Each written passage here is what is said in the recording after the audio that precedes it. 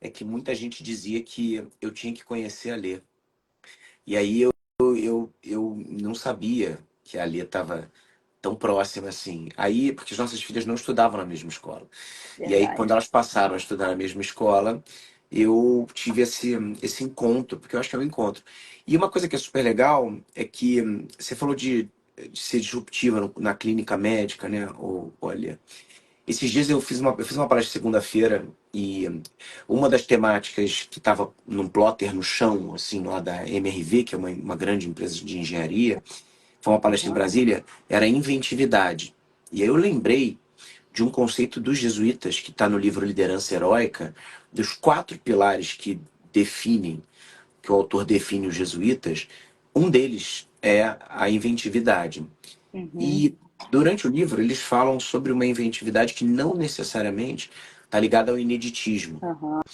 E eu acho que você faz esse tipo de inventividade, porque a sua maneira de ser disruptiva, ela é ancestral, né? E eu dou muito valor a isso hoje, sabe? Ali eu tenho estudado muito a ancestralidade, porque em tempos corridos, em que as gerações se trepam, porque Uhum. você vê a geração, da geração Y para a geração Z, eu escrevi um livro sobre isso, a gente tem uma década só de diferença. E para os millennials, a gente tem 5, 6 anos, porque 94 termina a Z, no ano Aham. 2000 já começam os millennials, que nasceram na virada do milênio, no próprio nome diz, e a gente tende a rasgar assim todos os manuais de ancestralidade.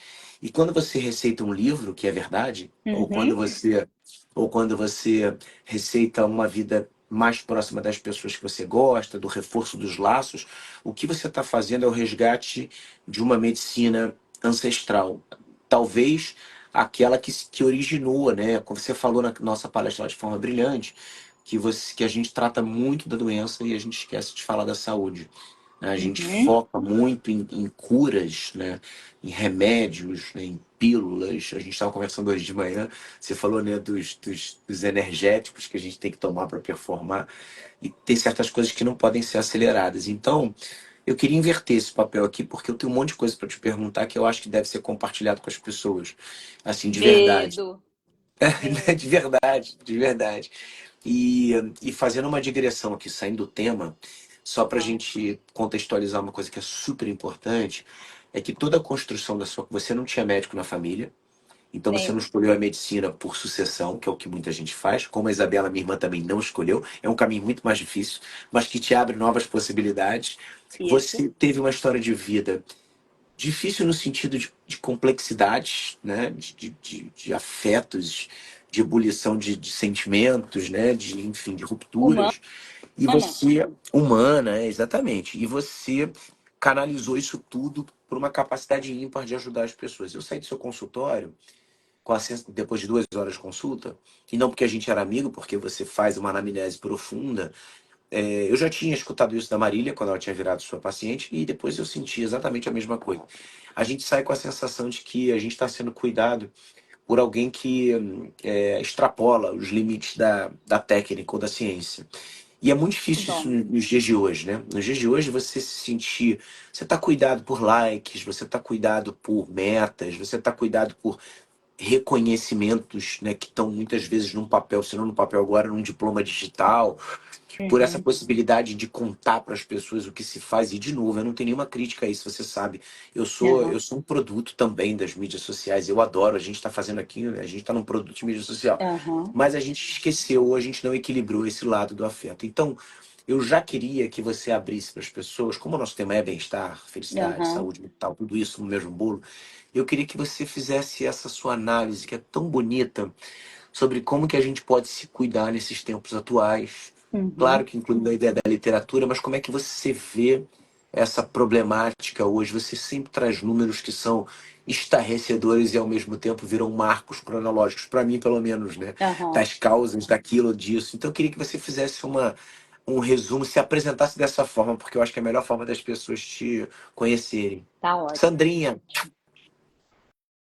Nossa amiga. Olha só.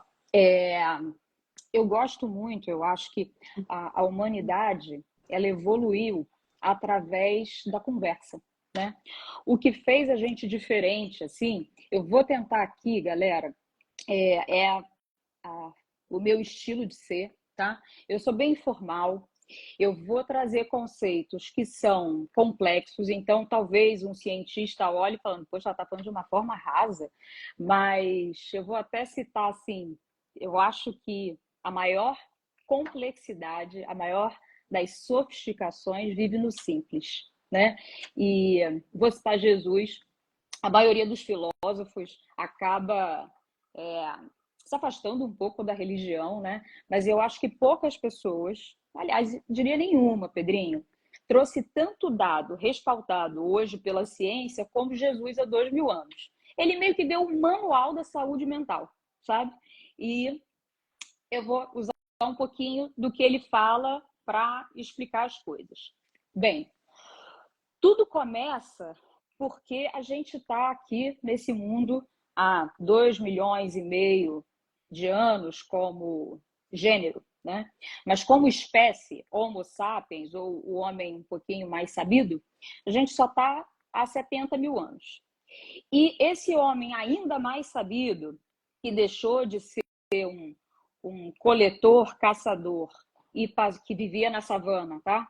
E passou a se assentar e cultivar o trigo só 12 mil anos, aí só nasce a obesidade aí. E depois dos últimos 500 anos, né, Revolução Industrial. Então a gente se acha muito, o homem é vaidoso, né? O homem é vaidoso. E acho que por isso que a gente precisa muito da filosofia na vida. A filosofia é remédio, você é remédio na vida dos outros. A gente precisa muito mais de filosofia do que de remédio. A gente precisa de contexto, a gente precisa de gente, a gente precisa de abraço. Na savana não existia soro colorido, na savana não existia remédios, suplementos super energéticos cognitivos, enhanced, com muito inglês, blá, blá, blá, que você não consegue comprar. Não existia isso. E os nossos genes foram passados de um para o outro, adaptados à realidade da savana. Então, a minha medicina é baseada em te dizer, quando você entra na consulta, oi, tudo bem? Olha, você se acha bacana, bonito, inteligente, mas você é bicho, tá?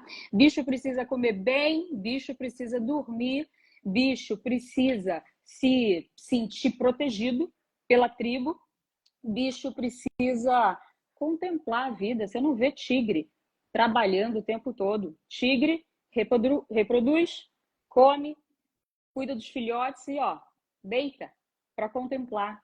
A gente é mais bicho do que... A gente está mais próximo do bicho do que da inteligência artificial. Então, essa tela aqui faz muito sentido quando eu me conecto com você e o namastê que você faz, né? Que significa em sânscrito, o meu divino reconhece o seu divino, ou eu me curvo diante de você, eu presto atenção em você, é isso que faz a experiência humana fazer sentido e é isso que enche o nosso cérebro de endorfinas e serotoninas, muito mais do que remédio. E ali você tem capitaneado uma mudança. Eu vejo muita gente na clínica médica hoje. Você faz parte de um fenômeno que a citada minha irmã, né, também faz. Muita gente nas conversas acaba chegando, nossa, mas eu sou paciente da doutora Isabela, eu sou paciente da doutora Alessandra. Cai no mesmo lugar. E tem uma coisa que para mim é um bálsamo assim, né, para esses tempos superficiais ou de muita superficialidade, é que tanto você quanto a Isabela, apesar da construção acadêmica riquíssima, né, de graduações, pós-graduações, das escolhas que fez, de serem estudiosas, o que mais destaca vocês é a capacidade de colocar a humanidade não só no atendimento, mas no diagnóstico, na cura. É, é muito legal, porque toda vez que alguém me fala da Isabela, falam parecido com o que falam de você. Olha, nossa, sua irmã, ela resolveu o problema do meu filho, ou meu, da minha vida. Mas o mais legal é quando a gente vai no consultório e ela fala como se ela fosse parte da família.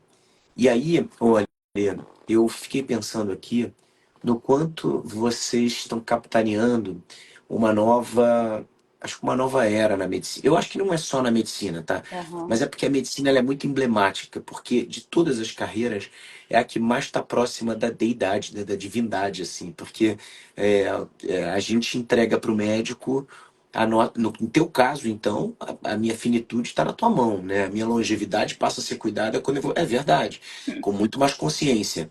E, uhum, e dito isso, assim, dito essa consciência que você tem, eu sempre que eu posso, eu trago uma análise de que o maior desafio da humanidade não é nem a inclusão, que é um desafio, nem a diversidade, que é um outro desafio, mas é a longevidade.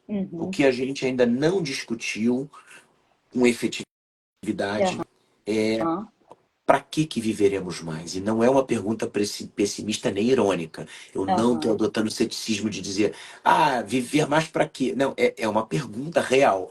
Para que a gente vai viver mais? Qual é o sentido que a gente vai colocar nessa longevidade?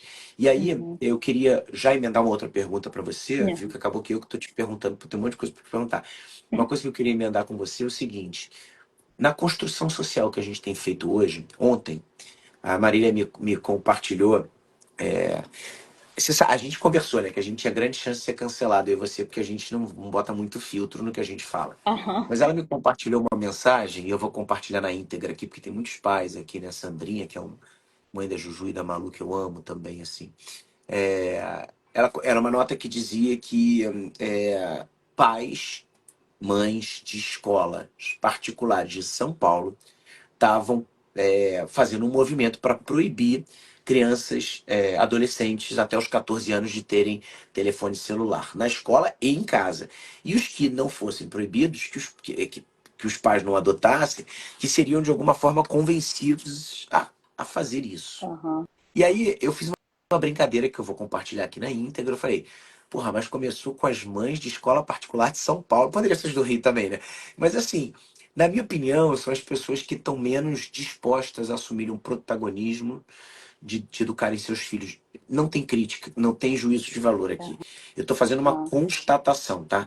A minha constatação é que hoje a gente fica compartilhando essas notícias e às vezes até transformando em regra para gente, porque parece que dessa forma a gente está exercendo um certo controle producente, um controle interessante para a vida alheia dos nossos filhos. E o mesmo acontece com a medicina. Eu vou tomar cúrcuma ou eu vou tomar sei lá, um whey protein, eu vou fazer uma dieta e eu vou virar como se as coisas fossem resolvidas e a gente vai se esvaziando desse protagonismo e dessa experiência humana, que ela é ambivalente, que ela é uhum, difícil. Educar filhos, né? A gente fala isso a todo momento, eu e você, porque a gente educa junto, as nossas crianças estão sempre juntas.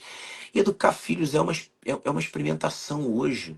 Assim, não dá uhum, para você pegar uma regra que criaram porque a tecnologia. O problema não está na tecnologia, não estava na TV, não estava nos livros. Já quiseram queimar os livros quando eles foram aham. inventados, né? Quando Gutenberg fez a prensa.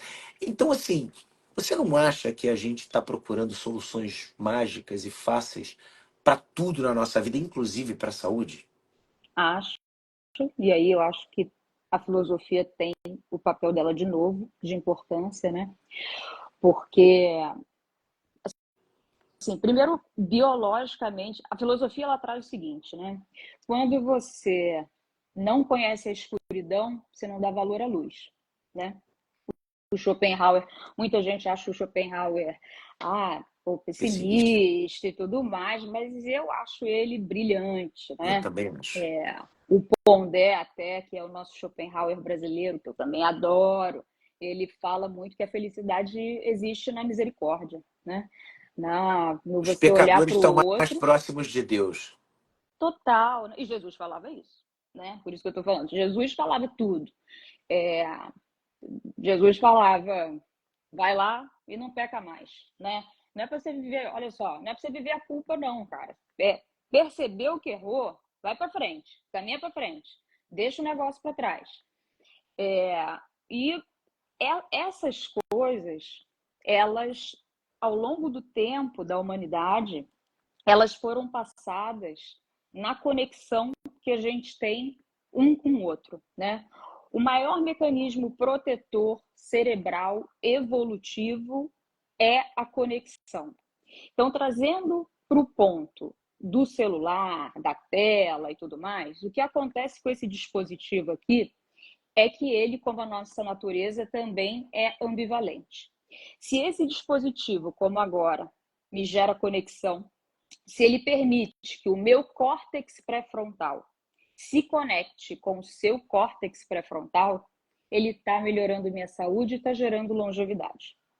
Agora, se esse dispositivo, se eu olhando esse dispositivo, eu olho uma outra pessoa que está com filtro, que está com um corpão, que ela ajustou, né?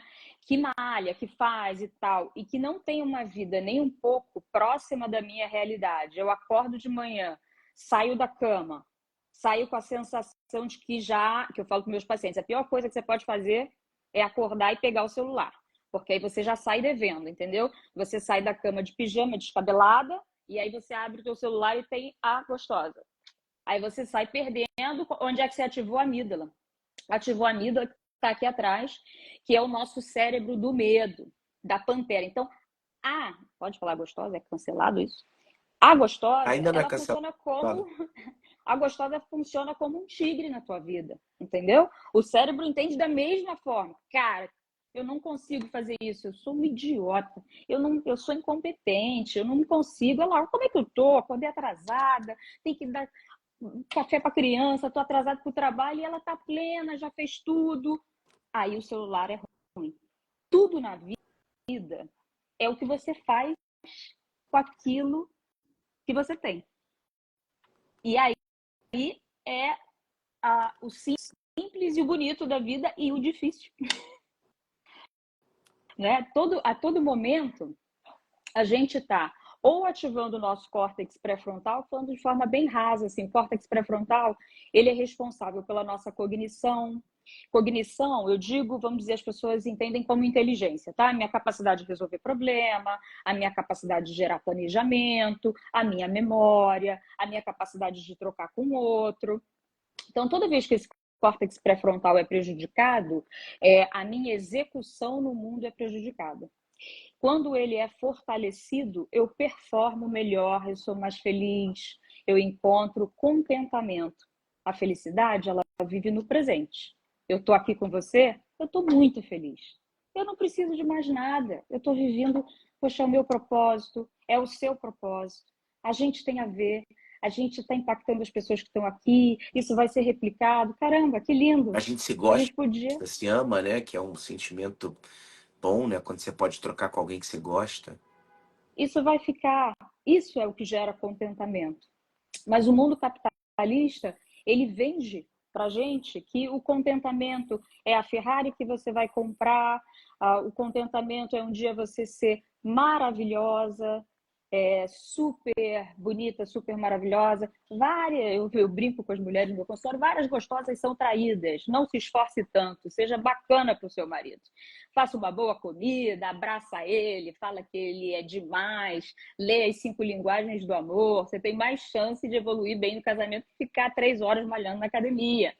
Então, é sobre ativar esse nosso poder de protagonismo e desativar a amígdala da coisa do ficar com medo, ficar ativado, O ficar hiperestímulo, né? isso, essa coisa do temer a vida, sabe? A gente tem que ser mais feliz. É isso, a gente tem que fazer as pessoas mais felizes, ser mais feliz. Tudo que te traz contentamento, basicamente, é bom na vida. Aí é difícil falar isso, né? Porque várias coisas que aumentam dopamina geram contentamento, mas é um E não contentamento de é pico, né? superficial. É. É. Um contentamento mais prolongado é bom para esse córtex pré-frontal, que vai modular teu sistema imune, vai modular a doença cardiológica. Vou dar um dado para tornar a coisa assim mais científica, né? Porque eu gosto tanto da filosofia, que senão a gente vai falar de filosofia.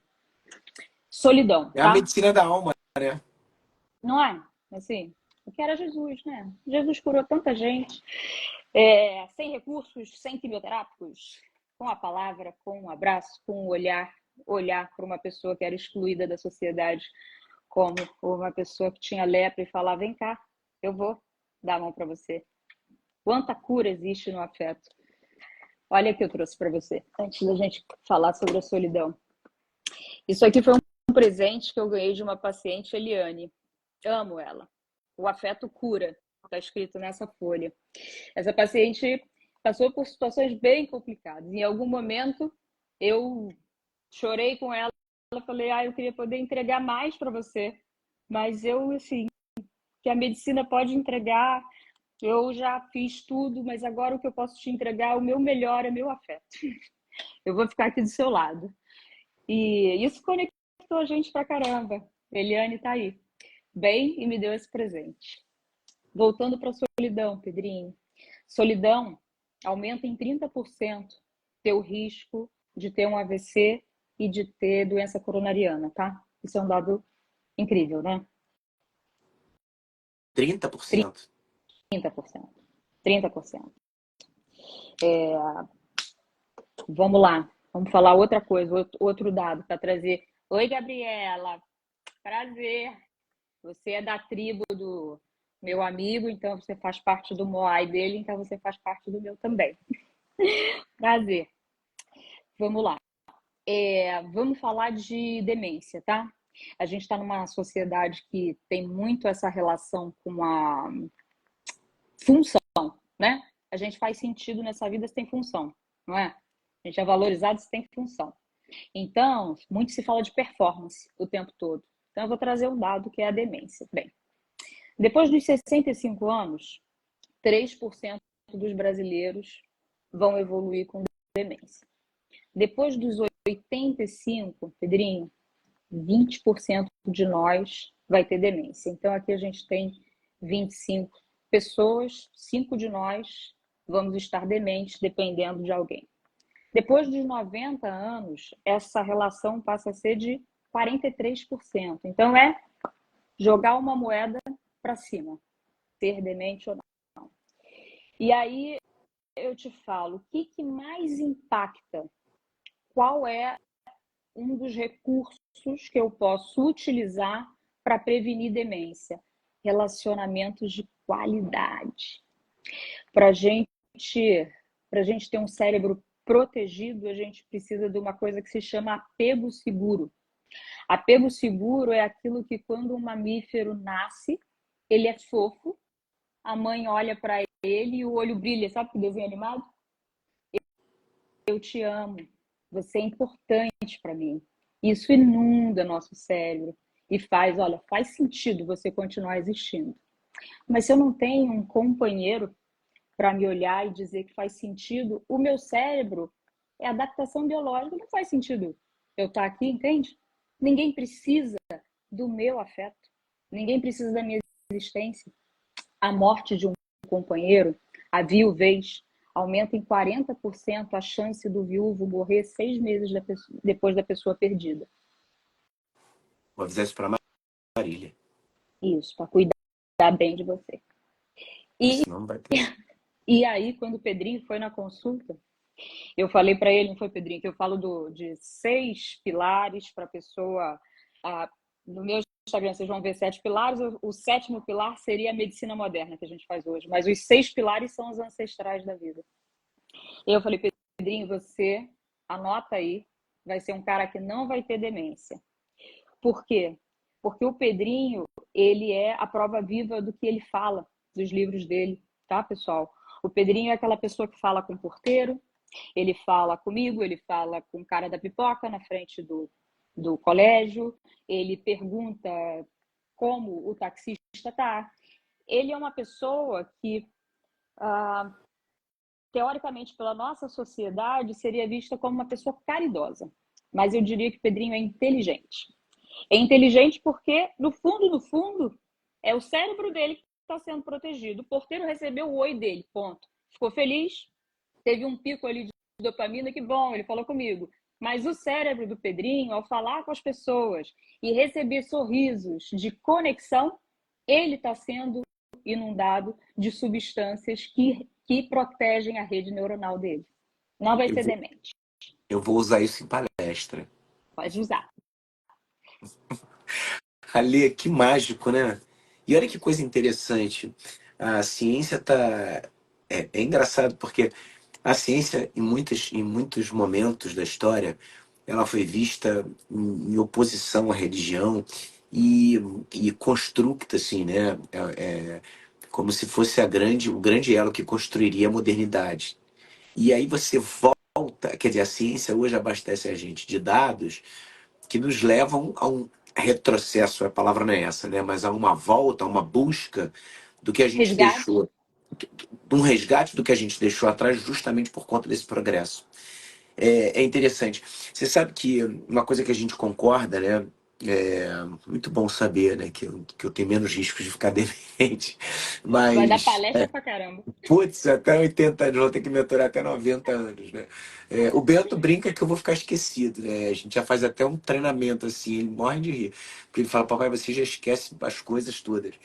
Então, assim, aí ele fica brincando como é que vai ser, né? Que eu vou repetir 10 vezes a mesma coisa, meu filho, mas você jogou muito, meu filho, mas você jogou muito. Contra quem eu jogo hoje, contra quem eu jogo hoje. E eu falei, você vai treinando a paciência para me responder.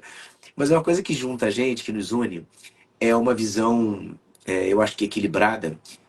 É sempre muito difícil se auto-intitular equilibrado nesse mundo de loucura, né, de cacofonia, de barulho e tal. Mas a gente tenta equilibrar um pouco esse encantamento pela modernidade. Eu me encanto muito pela pós-modernidade. Eu sempre falo que o que para mim mais salta aos olhos é a quantidade de conveniência que a gente tem no mundo de hoje. E a conveniência, ela tem uma grande possibilidade de deixar a vida melhor. A conveniência da vacina, a conveniência do ar-condicionado, a conveniência do Instagram, a conveniência da informação que chega, a conveniência de pedir as coisas com um toque, né, de usar uma compra que chega no dia seguinte, alguma coisa que você precisa, de pesquisar. Isso tudo é muita conveniência. Aliás, tem um Uhum, milhão de outras conveniências, mas essas são algumas das que eu falei. E eu sempre fico com a sensação, Ale, de que a gente, se nós tivéssemos, voltando à ideia das mães que querem proibir o celular, se a gente fizesse um ajuste muito fino do nosso comportamento, não são grandes rupturas, uhum, a gente viveria uma bonança, a gente experimentaria assim, tempos espetaculares. uhum, E me parece que a gente não consegue aceitar essa ordinariedade como um elixir para a vida plena. Eu vou tentar exemplificar melhor. A uhum, vida é muito mais simples do que parece. A gente tem muito acesso, quase todo mundo tem acesso às coisas que você falou que nos fazem felizes. Você, em momento, falou que era o carro, que era o excesso de dinheiro, que era o capital acumulado. Tudo isso é espetacular, mas a nossa métrica uhum, objetiva, as pessoas que a gente vê que têm mais dinheiro, são as mais infelizes, né? uhum, Porque elas sucumbiram a um único Deus, entre aspas, né? Quando Nietzsche mata Deus, a filosofia contemporânea da época, moderna, não a pós-moderna, brincava, né? Que dizia que o problema Deus teria dito para ele depois que ele morreu, né? Porque ele falou Deus está morto. E aí uhum, quando ele morreu, Deus falou para ele Nietzsche morreu. Quer dizer, eu continuei aqui. E a gente diz muito que o grande problema não é você deixar de acreditar em Deus, uhum, porque é sim, relativamente fácil, né? Assim, não é tão difícil. O problema é que você começa a acreditar em qualquer porcaria. Você bota qualquer coisa no lugar, né? O dinheiro, o sucesso. Até com Deus você também coloca, uhum, né? Mas o que eu estou dizendo é que, ô Dani, amada, essa é outra. Essa é outra que cura as pessoas com a doçura dela e com essa nutrologia de qualidade, assim, né? A grande nutricionista que colocou meu filho do jeito que ele está hoje, performando no esporte. Enfim, ela é incrível. E agora vai colocar minha filha. Porque já foi lá também. Grande Dani. Então, assim, você acha que a gente, biologicamente falando, uhum, a gente tem uma certa facilidade para boicotar esses caminhos que são mais simples? E aí, voltando à própria ideia da savana, uhum, né, a gente precisou de muita ajuda para descobrir coisas que eram elementares e que talvez os primatas, por exemplo, né, você chegou a falar um pouco da nossa. Parece que sabem disso de forma um pouco mais clara do que a gente. Você acha que existe, neurologicamente falando ou biologicamente falando, uma certa dificuldade da gente aceitar essa facilidade? Essa felicidade? então, vou tentar dar uma justificativa, vou me respaldar no darwinismo de novo, tá? O que que acontece, biologicamente falando, né? A, a evolução da natureza é sempre lenta e contínua. Os processos da natureza são lentos e contínuos. Então, sabe aquela coisa de você estar à noite, no escuro, e você desesperar? Calma, e o claro vai chegar? Seu olho vai se adaptar e tudo vai ficar claro? A natureza tem uma ordem, e isso é de milhares de anos, e isso está no nosso DNA.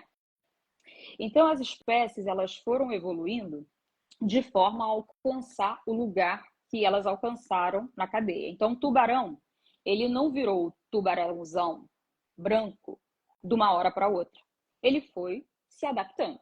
E aí ele é o rei do mar, mas ele vive tranquilo com isso, porque ele foi se tornando o rei do mar por muito tempo. A mesma coisa o leão. O leão não sai destruindo tudo. Cara, o leão, ele é tranquilo. Eu sou leão há muito tempo.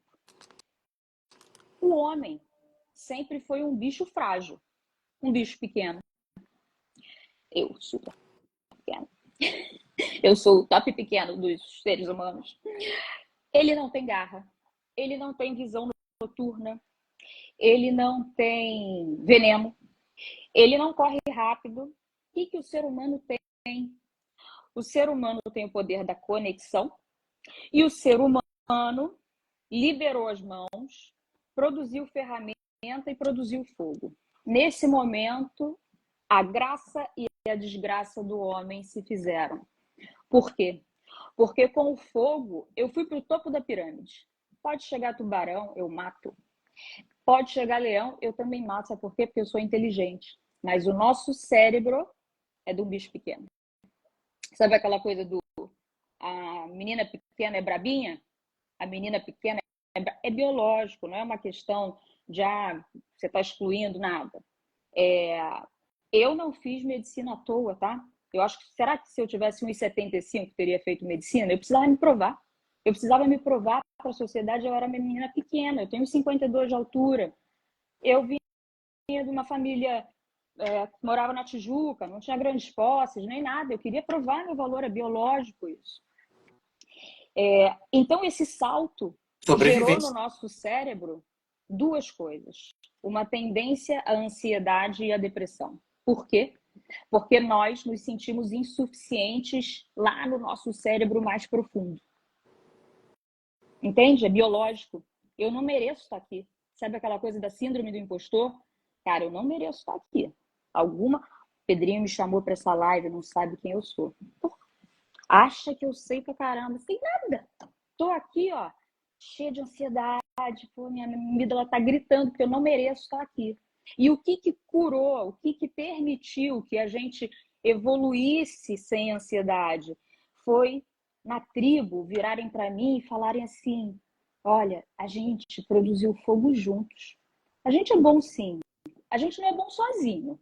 Mas, assim, quando junto eu, você, Pedrinho, Marília, o Bento, a Maria, Rafa, cara, a gente se junta e aí a gente pega as nossas ferramentas. Se chegar um leão, a gente vai matar. A gente merece o topo da cadeia, sim. Bora, grupo. Bora, validação. A gente precisa da validação do outro, amigo. E a gente não tem. Quando a gente não tem conexão real, a ansiedade e a depressão explodem, entende? E esse excesso de futuro, ele é o mergulho na angústia, né? A angústia nada mais é do que o excesso de futuro. E tem gente que também fica presa ao passado, né? E aí você tá mergulhando no ressentimento. Então, esses dois extremos, essa predileção pelos tempos idos e não pelos que estão aí ou pelos vindos, jogam a gente no ressentimento. Você falou do Pondé, o Pondé tem um livro que é muito contundente, difícil de ler até, porque é muito duro, que se chama Era do Ressentimento. Uhum. E ele faz uma aposta, eu acho que já é um bom começo de fechamento aqui do nosso papo. Ele faz uma aposta de que daqui a 1000 anos nós não seremos lembrados como tecnológicos, como uma geração que reinventou a comunicação, ou que criou a medicina, ou que venceu a pandemia. Ele fala que quando olharem para a gente, vão falar que nós éramos um bando de ressentidos. E ele até evolui, né, na dureza dele, no ceticismo, no niilismo dele, né? Ele diz que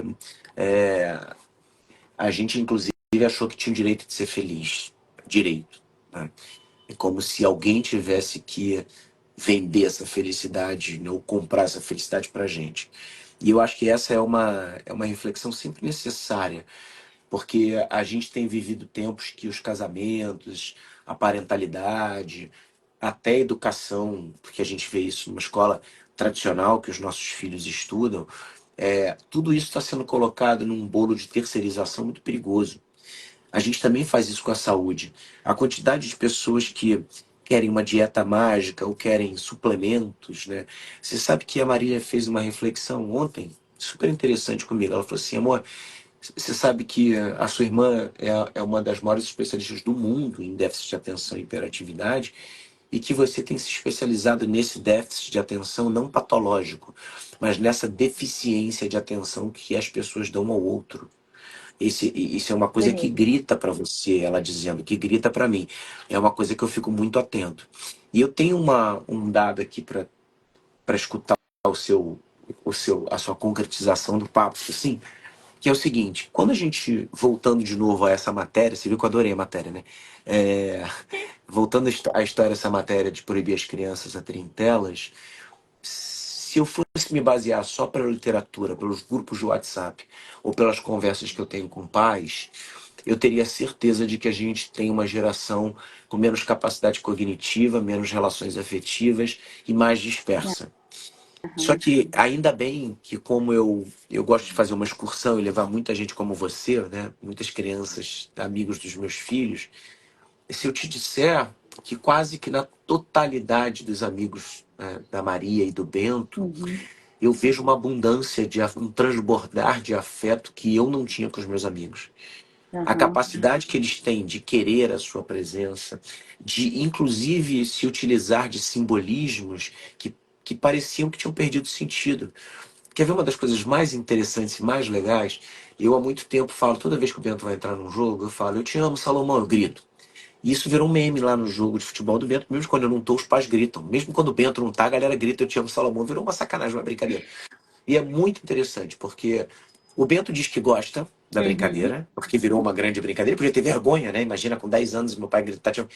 E quase todas as outras crianças pedem para que eu. Tio, você pode falar, eu te amo, né, Leão, eu te amo, JG. E eu adoro fazer isso, nessa brincadeira. Então, assim, a conexão que essas crianças têm, por exemplo, o Bento tem uma irmã menor. O carinho Uhum. que os amigos do Bento têm com a Maria faz com que ela toda vez me pergunte, papai, vai dormir algum amigo do Bento aqui? Chama algum amigo para dormir aqui. Ou seja, as nossas crianças, talvez pelo uso da tecnologia, talvez pela escuta muito mais atenta do que a nossa aos problemas da humanidade, né, ao bullying, a tudo isso, estejam sendo seres humanos melhores do que a gente. Só que, de novo, a gente tem uma incapacidade de aceitar isso. Amigo, tem duas coisas para te falar. Acho que aqui a gente tem um viés de seleção, que é uma coisa que médico adora falar, né? Isso aí a gente chegou à constatação, sabe aquela história do eu fiquei gripado. Eu fiquei gripado porque tá no frio, ou, na verdade, a gente fica gripado porque no frio a gente se aglomera mais e a gente passa vírus um para o outro. E a gente achava que ficava gripado porque estava Do frio. ar-condicionado. E é um viés. Então, eu acho que as nossas crianças, a minha e a sua, vivem num lugar em que a religiosidade, e aí eu sempre falo com meus pacientes que qualquer religião, e a ciência fala sobre isso, quando você tem uma conexão com o divino, uma conexão com algo que faz sentido, que o outro, ele dá mais sentido à sua vida, né? A sua vida é sem sentido se não tiver o outro. Quando o outro te gera um propósito para existir, a sua vida faz mais sentido. Então, eu acho que as nossas crianças vivem nessa bolha, tá? Essa é uma das justificativas. A outra justificativa, que saiu um artigo bem legal pós-pandemia, eu não sei se você já ouviu falar um termo que a gente usa muito na endocrinologia, que é o craving. Craving é quando você é exposto, por exemplo, ao açúcar, e aí você adora aquilo, aí você é privado daquilo e você fica cheio de vontade de comer açúcar. Quando você tem privação social, e a gente viu isso na pandemia, isolamento social, você tem um craving social, tá? Então, crianças que estão muito tempo na tela não recebem afeto dos seus pais. Quando eles veem uma entidade, Pedrinho Salomão, que abraça as crianças, leva para a piscina, olha no Você olho da faz. criança, né? A gente que é bem criança, a gente é bem infantil e fala, cara, vamos jogar um jogo? Bora jogar um jogo? Cara, a criança pega e agarra na tua jugular. É isso que eu quero, é crave. Eu quero esse açúcar, eu quero esse melzinho que está faltando na minha vida. Entende? Eu acho, essa é a Mas, os minha. pais, mas você não acha que a gente está se ausentando dessa responsabilidade de fazer a vida do outro interessante? Eu digo assim, a curiosidade, o mundo, esse mundo flat, limpo, estéreo, né, belo, de todo mundo ter que se enquadrar no politicamente correto, né? Ele é um É mundo chato. chato, né? Chato e desassociado da ambivalência humana, porque se você, né, viver só, tem coisa pior do que você ter, né, uma poliana do teu lado, né, no sentido metafórico da literatura, né, ou Uhum. você tá com alguém que vive uma vida lunática, distópica, né? Então assim, eu fico sempre pensando, se eu pudesse deixar uma mensagem final em qualquer live, é de que o tempo, por isso que eu escrevi um livro sobre isso, né? O tempo é o artigo de luxo mais precioso que a gente tem. Só que quando você resolve se utilizar desse tempo, quando você resolve protagonizar na vida do outro, você precisa de um monte de coisa que você não está mais acostumado a fazer. A gente vive a regra, né, a ideia contratualista de Rousseau, de Voltaire, de Locke, né, que criou esse mundo teoricamente mais organizado, também deu para a gente mais ferramentas para dizer para o outro: faça isso, não faça aquilo. Eu vejo no campo da educação e da saúde, e da educação, da saúde e da paternidade, da maternidade, essa necessidade da gente experimentar. Se eu pudesse deixar uma ideia final assim, é de que as pessoas estivessem efetivamente preocupadas em experimentar. Não tem forma. A gente está no meio de uma transformação, né, Ali? Uhum. A saúde, então, nem se fala. Você está no meio de uma transformação, então não é achar que o que vai resolver a sua vida é creatina todas as manhãs, porque 90% da população sequer tem acesso a isso. E o mundo continua a ser do jeito que ele é. Aliás, mais de 90% das pessoas do planeta não estão preocupadas com as coisas que a gente está. Elas estão Uhum. preocupadas em botar um prato de comida e talvez elas estejam se protegendo pela lei da sobrevivência de ideias ruins, né? Quer dizer, eu já vivo num lugar que é ruim, eu já não ganho tanto assim, quer saber? Eu vou ser otimista e minha vida vai valer mais a pena. E é o que acaba acontecendo. Então, eu acho que a salvação, ela vem também, a nossa salvação, Uhum. ela vem também pela simplificação, claro, da vida, como você muito bem falou, mas sobretudo pela participação dessa transformação. A gente virou Protagonismo, né, espectador. amigo? A gente virou Protagonismo. espectador. A gente só tá assistindo, né? Então a gente fica criticando o telefone, a tela, né? As doenças. Cara, e a gente não faz nada. Então, eu queria que você deixasse uma mensagem final, assim, de um começo de mudança. Como é que você entende isso? Ai, tinha tanta E dizer que é sempre uma coisa. delícia falar com você. Eu fico Eu acho que querendo está me falar. vindo assim na intuição. O protagonismo é fundamental, né? Que é isso que você fala. Que no Ocidente, você sabe que eu sou bem orientalista, né? Eu adoro as coisas do Oriente. No Oriente, a medicina é muito baseada nos teus hábitos, né? Então, cara, a pessoa assume muito o protagonismo da sua história. Ela não vai no médico e o médico fala o que ela tem que fazer. Ela fala, tá bom, doutor, vou fazer tudo isso. Nem sei o que eu estou tomando. Aqui é super comum as pessoas chegarem no consultório com uma lista de remédios desse tamanho. Para que serve? Por que a senhora está tomando AS? Tem a menor ideia. O médico daqui de 20 anos atrás prescreveu. Mas a senhora nunca questionou por que usa o AS? Não. Aí usa AS, mas o AS dá dor no estômago. Aí eu uso pantoprazol, que outro médico colocou. E por que não tirou? Ah, mas foi o outro doutor que botou. E nunca tirou. A pessoa entrega assim como um pratinho, toma, ó, para você, médico, a minha vida. E eu falo, olha só, eu não quero ser como um pai. Qual é a melhor coisa que um pai pode ser para o seu filho? É fazer com que o filho floresça e não precise mais dele. Então, quando eu falo para meus pacientes assim, olha, a medicina brasileira, ocidental, ela é muito paternalista. Paternalista no sentido de, vem cá, filhinho, agora eu sou seu papai, você viveu a vida de forma impensada até aqui, tá? Você não assumiu o protagonismo, agora você tem um potinho de problemas, me dá que eu vou cuidar para você. Eu falo, a minha paternidade ou maternidade com meus pacientes é diferente. É que nem eu quero para minha filha. Ó, eu vou te ensinar. Tem que comer direito, tem que fazer exercício, tem que se conectar com os amiguinhos, tem que aprender coisas novas. O remedinho vai fazer pouca diferença na sua vida. E eu também. Vai lá e faz. É isso.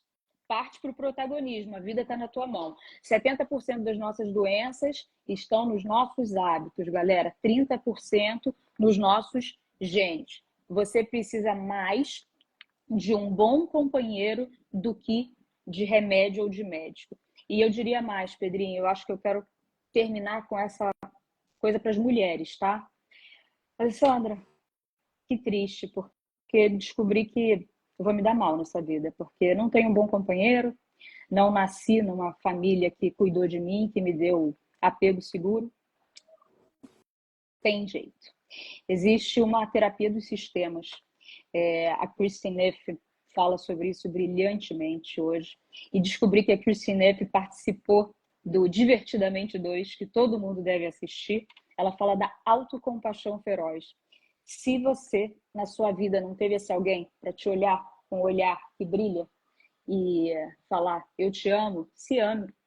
Eu falo para as minhas pacientes, quando elas falam, ai, eu errei, eu sou horrorosa. Você falaria assim com a tua filha? Se ela errasse, se ela tomasse um porre e fizesse uma coisa horrível e que você se arrepende, você falaria isso para ela ou você pegaria, filha, olha, a bebida é danada, hein? É melhor você se afastar. Vem cá no colo da mamãe. Mamãe também já passou por isso. Vai dar tudo certo. Isso aí faz parte da vida, é história para contar. Então, sabe, a gente Maravilhoso. pode ser nosso melhor amigo, sabe? Jesus falava, amar ao próximo como a si mesmo. Amar o próximo, mas como a si mesmo, e não mais do que a Não. si E mesmo. nem. É, exatamente. Você precisa se amar primeiro, né? Para esse amor ao próximo valer a pena, esse amor a ti precisa tá pleno, né? Obrigado, minha amiga. Você é maravilhosa. A gente tem que É, fazer um outro encontro presencial lá no Hub, porque foi espetacular, assim. É sempre uma catarse, né? Porque você. Eu sempre te falo isso. Você é uma palestrante pronta, porque você adora compartilhar as coisas que você vê. E o teu conteúdo vai se autogerenciando também, né? É muito legal isso, assim. Obrigado, tá? Por estar na vida da gente obrigada a aí, por você. abrir sempre espaço de conversa. É muito bom te ouvir. Eu amo você, eu Eu amo a também te Marília, amo. tá? E falar isso faz com que a gente dure mais, tá? Eu amo essa Eu família que adorei eu a história ganhei. dela ter que ser. Deixa comigo, da demência. Eu adorei esse negócio da demência. Sandrinha, obrigado, Rafa. Quanta gente legal. Beth, Gabinha, te amo, meu amor, minha irmã. Muita gente legal com a gente aqui. Vai ficar gravado, né, Lia? Salva aí. Beijo, amores.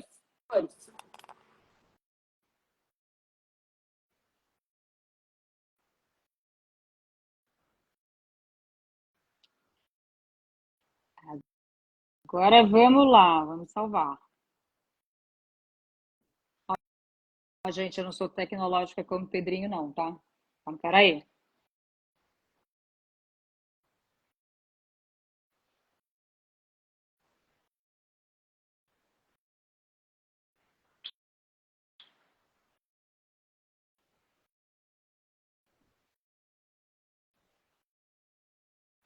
Quem vai me ajudar a salvar a live? Como é que eu salvo a live, pessoal?